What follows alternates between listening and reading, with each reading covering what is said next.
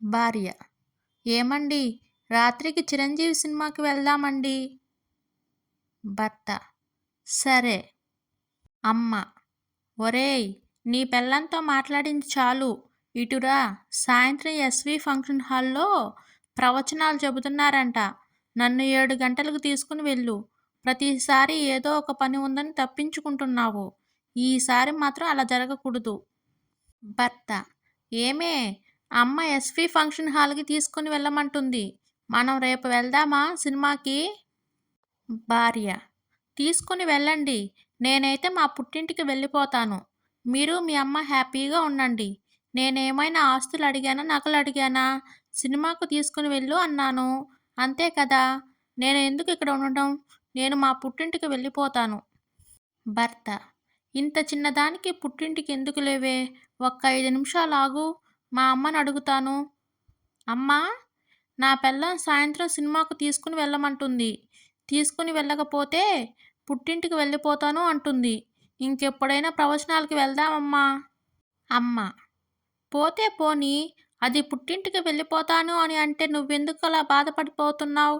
పోతే పోనీ, పీడ పోతుంది. తర్వాత మళ్ళీ అదే తిరిగి వస్తుంది. పెళ్ళానికి చెప్పుకోవడం చేతగాని ఎదవా. భర్త: బంగారం, నా మాట వినవే ప్లీజ్.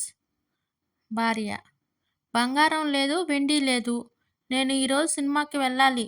అంతే, వెళ్ళి తీరాలి. భర్త: నీకు సినిమా చూడటమే కదా కావాలి. మొబైల్లో సినిమా డౌన్లోడ్ చేస్తాను. హ్యాపీగా బెడ్రూమ్లో చూసుకో. భార్య: కావాలంటే మీ అమ్మను యూట్యూబ్లో ప్రవచనాలు వీడియోలు ఉంటాయి, చూసుకోమనండి. అమ్మ: కాదు, నన్నే తీసుకుని వెళ్ళు. భార్య: కానే కాదు, నన్నే తీసుకుని వెళ్ళు. అమ్మ: ఒరేయ్, నేను మీ అమ్మనురా, నన్ను తీసుకుని వెళ్ళు. భార్య: నేను మీ ముద్దుల పెళ్ళాన్ని కదూ, నన్ను తీసుకుని వెళ్ళండి.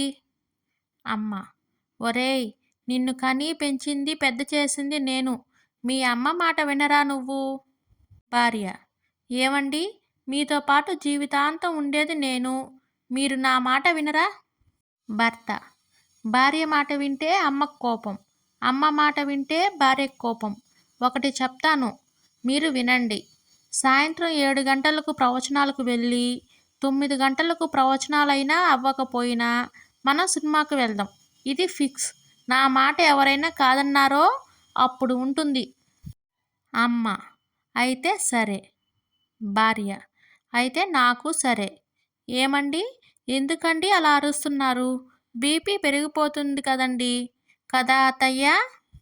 అమ్మ: ఆ, అవును కోడలా. భర్త: సరిపోయారిద్దరు.